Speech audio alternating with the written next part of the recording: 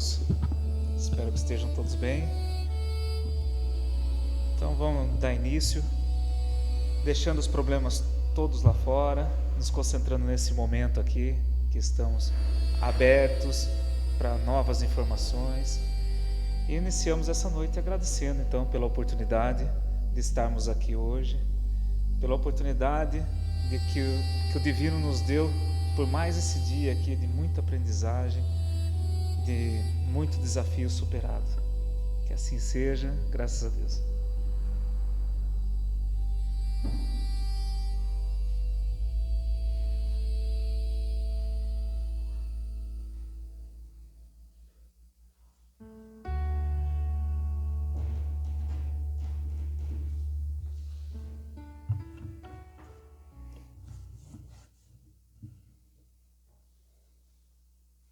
Boa noite, gente.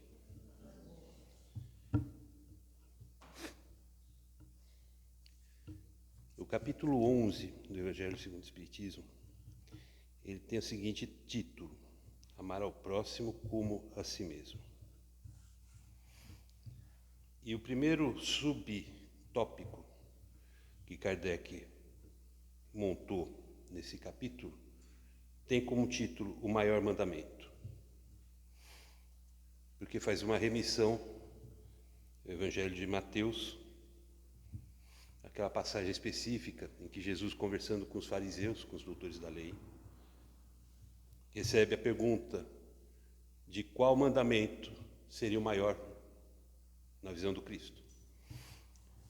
Os fariseus estavam se referindo aos mandamentos de Moisés, da lei mosaica, a lei que regia, a região, inclusive porque Jesus era judeu e estava pregando na Judéia.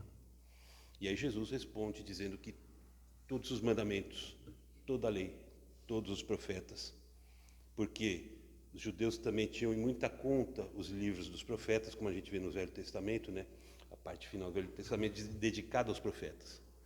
Então, todos os profetas, toda a lei está resumida em 2 mandamentos, que são iguais, porque são a mesma importância: amar a Deus e amar ao próximo como a si mesmo. Então, por isso que fala-se o maior mandamento. Na verdade, é o único. É o único porque sem esse nenhum outro subsiste. E é o que faz a diferença entre aquilo que foi trazido por Moisés, 1500 anos antes do Cristo, e o que foi trazido por Jesus. Eles falaram a mesma coisa. Eles pregaram a mesma forma de viver, o mesmo código de conduta para a pessoa ter uma vida reta. Moisés, quando trouxe os 10 mandamentos, ele trouxe um código que até hoje é válido, como um código de conduta, um código ético. Aí a gente vai estudar os mandamentos. Aliás, o termo mandamento, ele remete à ordem, comando. São ordens. Então nós encontramos dentre os 10 mandamentos, 7 nãos. Não matarás, não furtarás, não cometerás falso testemunho, não adulterarás, não cobiçarás a mulher do próximo. Então, 7 nãos. Não faça isso, não faça aquilo. Não seja mal educado, não seja mal comportado. Jesus veio falar a mesma coisa, mas ele acrescentou um tempero na equação. Ele acrescentou um fator, que é o amor. Então, quando ele diz toda a lei, e aí abarcando o que Moisés trouxe, os mandamentos, todos os profetas, todos os mandamentos, todos os arautos que vieram antes de mim, tudo está reunido nisso: amar a Deus e ao próximo. Ele está falando a mesma coisa. Porque quem ama a Deus e quem ama o próximo não vai matar, não vai cometer falso testemunho, não vai adulterar. Mas ele não vai fazer isso porque ele foi ordenado a fazer. Esse era o padrão que foi colocado com Moisés. Ele não vai fazer isso porque ele está com medo. Ou porque a lei prescreve uma punição. Como a gente tem hoje, até hoje, desculpem, até hoje nos nossos códigos, a conduta tipificada como criminosa tem combinada uma pena. Então, matar alguém, a pessoa vai presa de 6 a 20 anos. A gente, às vezes, morre de vontade de matar alguém. Que nos atrapalha, que nos atravessa os interesses, que pisa nos nossos calos. Mas a gente não mata, porque ninguém quer ficar 6 anos na cadeia. 6 a 20 anos na cadeia. Ainda mais uma cadeia aqui no Brasil.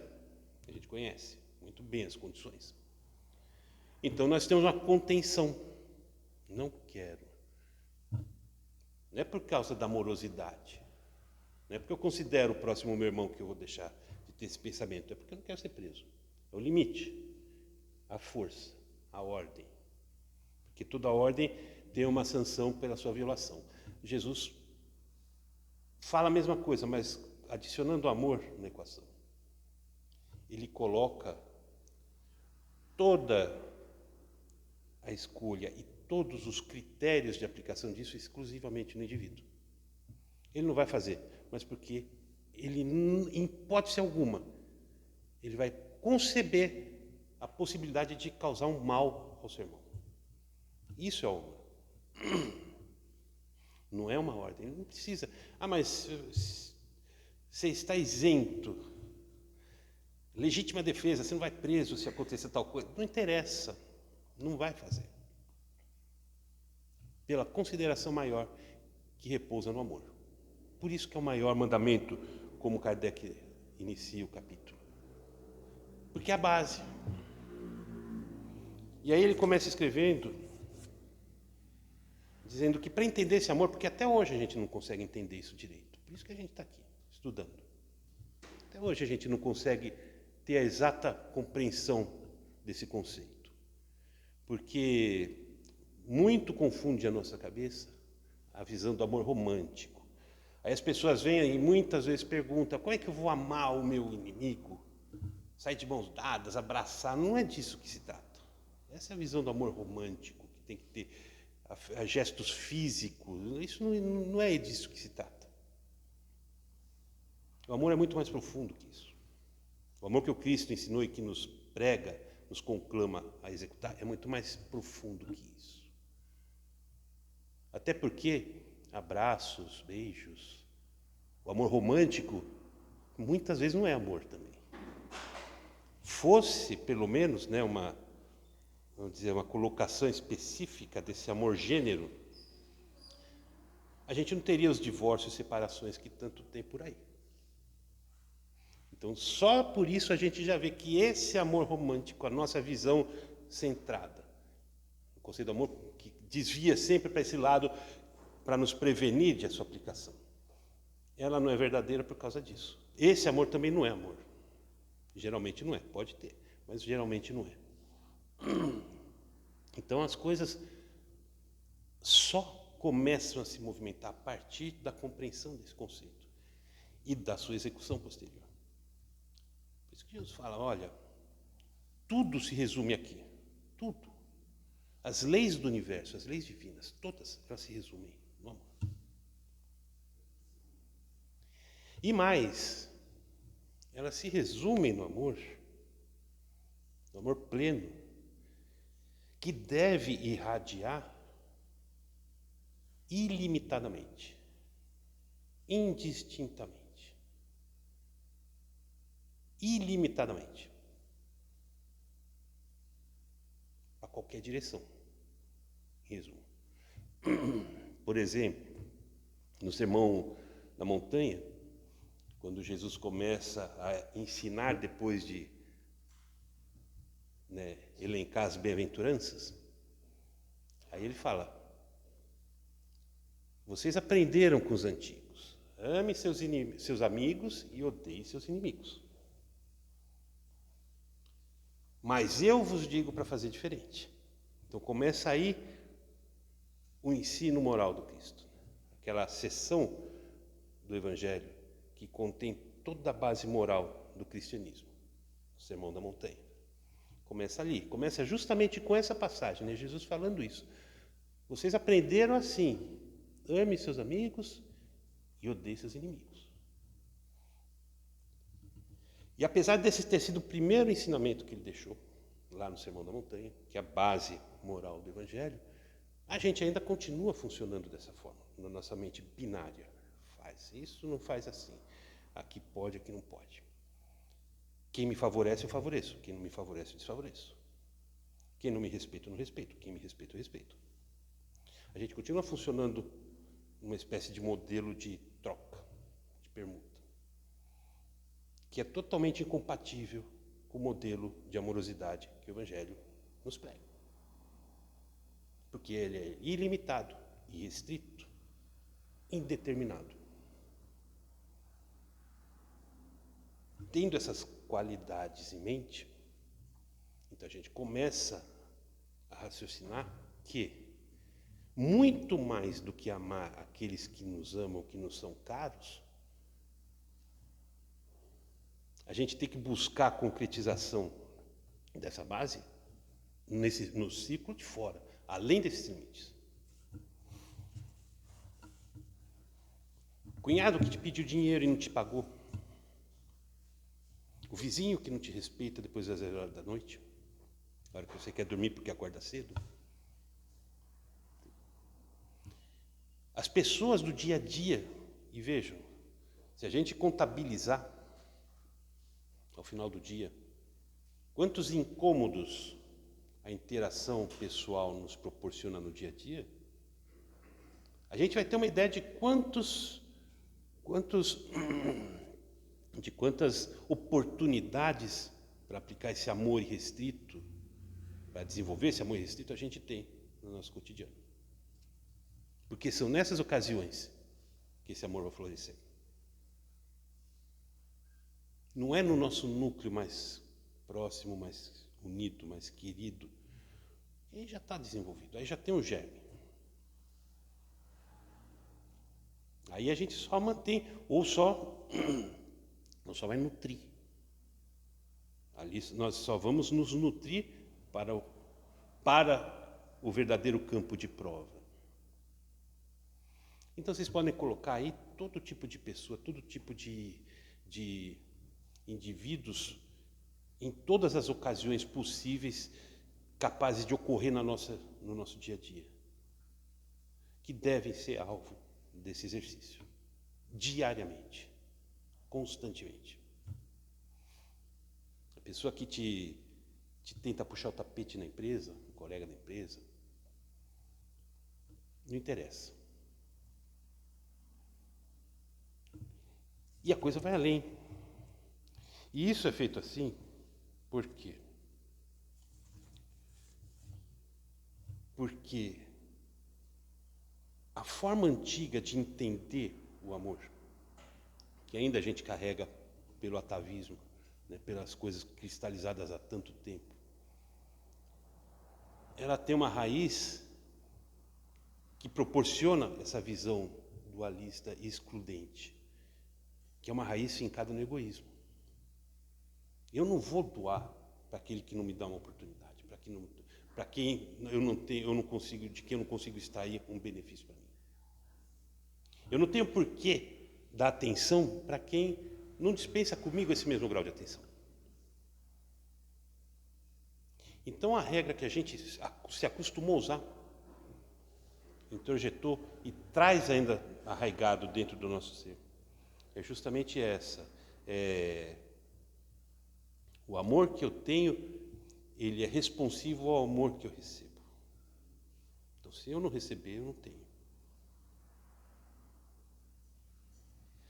Aí Jesus vem para tentar nos orientar de uma forma mais clara. E ele faz uma inversão tão sutil nesse pensamento, mas tão profunda,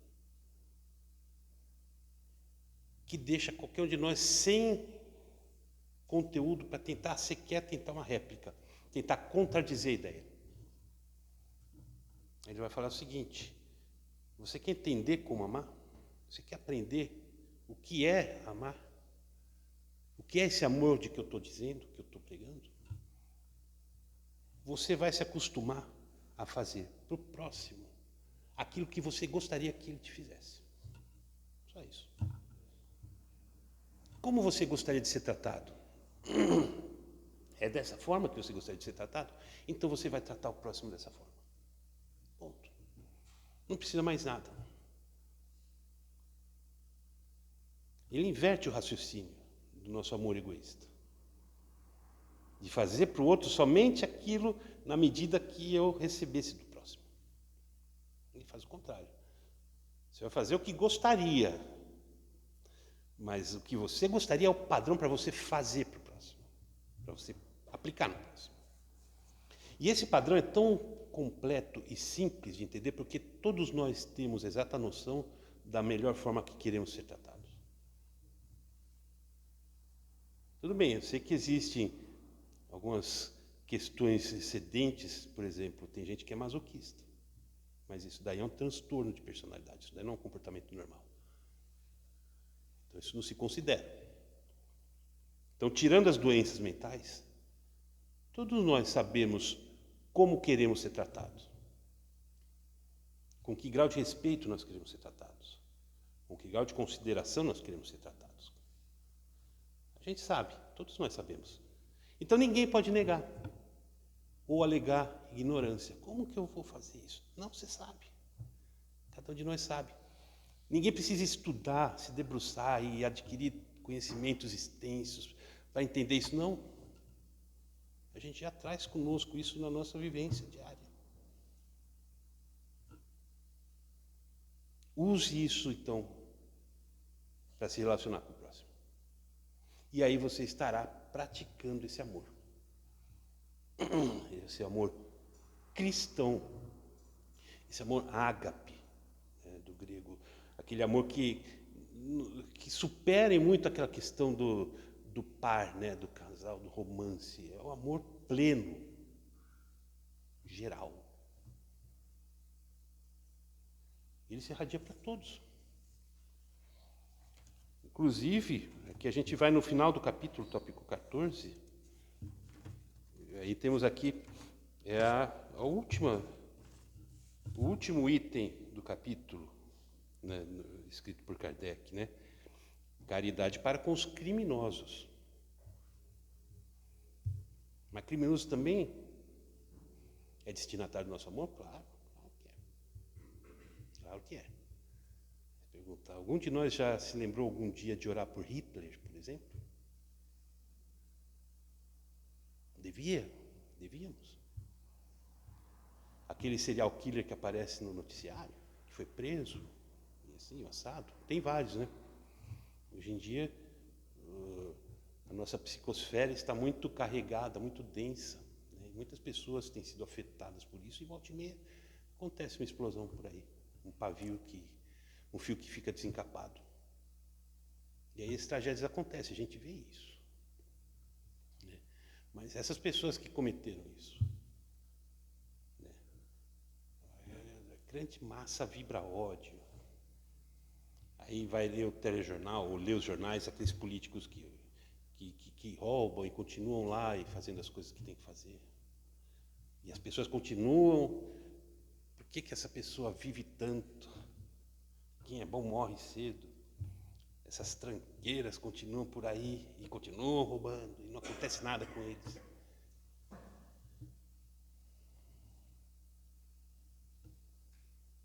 Aí você fala, bom, onde está a prática da lei nisso daí? Eu estou falando da lei, porque Jesus foi muito claro, falou, toda a lei natural se resume em 2 mandamentos. Então, para falar que estou cumprindo a lei de Deus, eu tenho que estar cumprindo esses 2 mandamentos, senão não tem lei. Cadê a lei? Cadê a lei? Aí, tem um texto aqui, esse último texto do capítulo, no tópico final do capítulo, foi psicografado por Elizabeth de França, foi rainha da França. E ela diz isso. Não é preciso dizer de um criminoso, é um miserável, é preciso expurgá-lo da terra. a morte que se lhe inflige é muito suave para um ser dessa espécie. Quantas vezes a gente não ouve esse tipo de argumento? Hoje, esse texto aqui é de 1862. Hoje a gente ainda ouve. Porque a gente vê, às vezes, a defesa da pena de morte. Tem que matar. Tem que matar. E aí tem uma ala que vai além disso, porque fala assim, não pode matar, porque é muito rápido. Isso vai resolver muito rápido.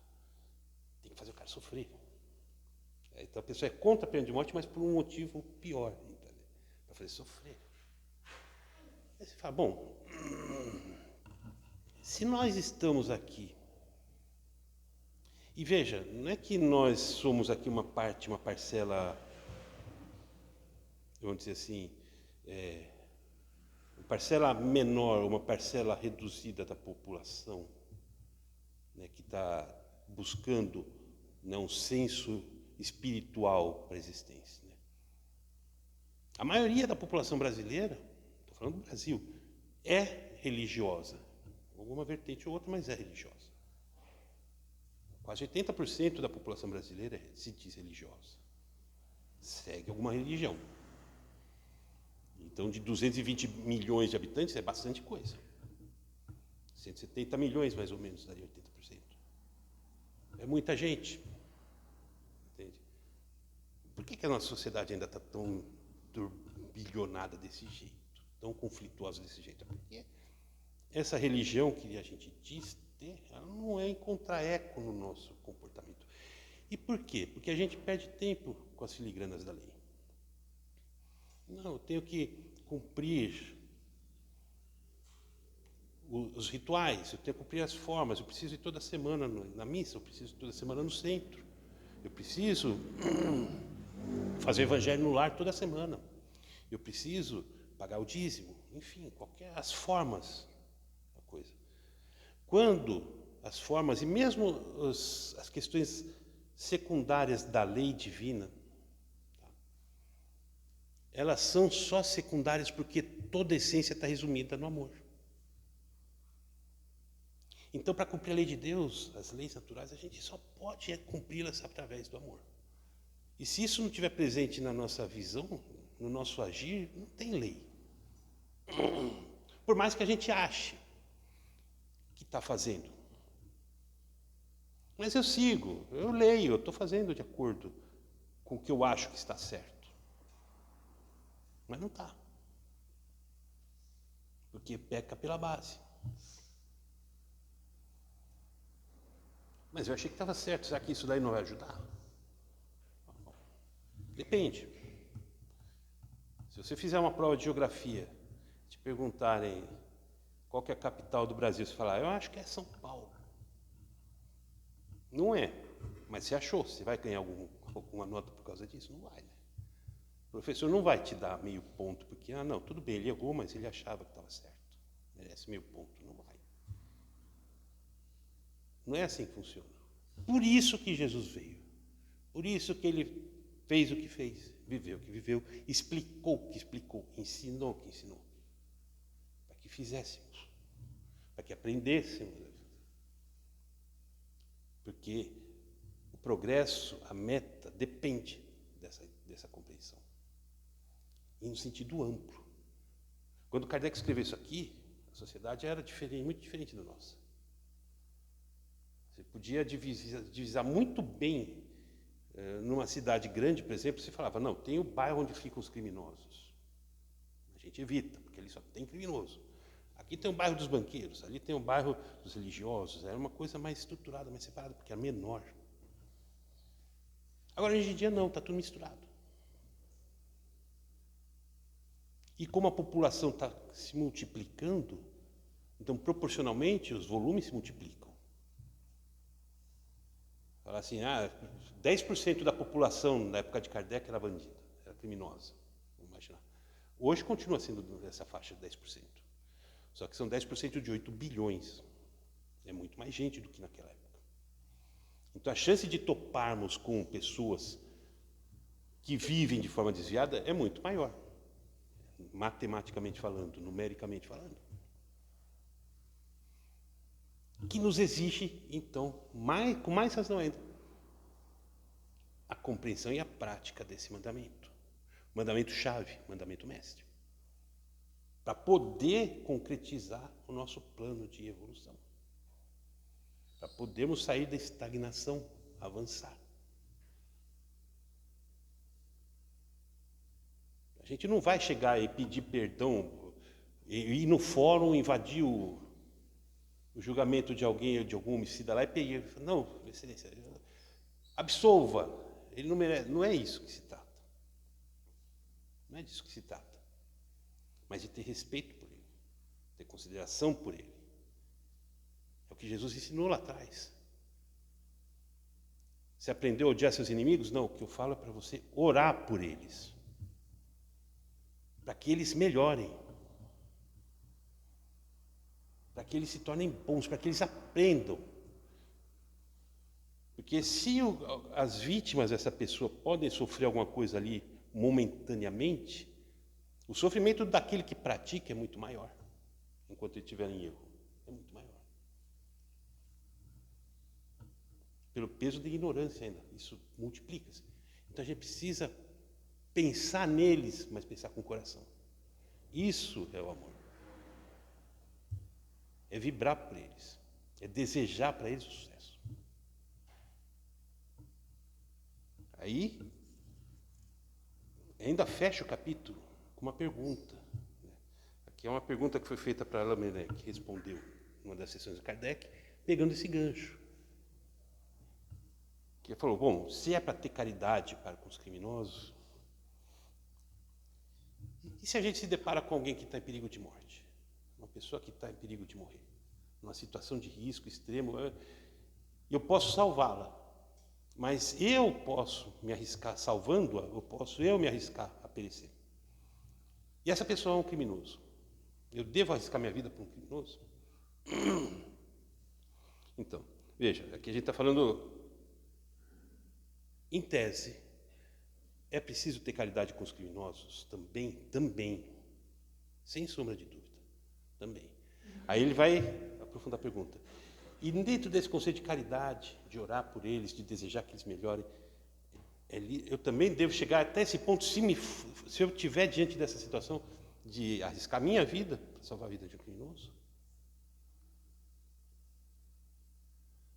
Como já são 7h30, já está tarde, eu vou deixar a resposta para a próxima semana, mas vocês podem pegar aqui no livro. Mas eu já adianto, não tem nada distoante do texto, de tudo que foi dito até agora. E por que essa sequência se segue até o último instante? Porque coisa que a gente também ainda não conseguiu entender. A nossa vida e a forma com que devemos executá-la, concretizá-la, aproveitá-la, deve partir sempre da compreensão de que somos espíritos imortais. Eu não sou Fábio, e RG tal, CPF tal. Não, isso eu estou hoje. Isso acaba. Daqui a alguns anos, vai saber amanhã, o documento é cancelado, passa para outros. Isso passa. Agora, o ser espiritual, imortal que eu sou, que todos nós somos, esse é eterno. A nossa vida tem que ser vivida com base nessa consciência. Nós somos eternos. Aí dentro dessa visão e dessa compreensão, você pega essa pergunta e você fala assim, bom, eu vou arriscar minha vida para salvar um criminoso, mas que vida que eu vou arriscar?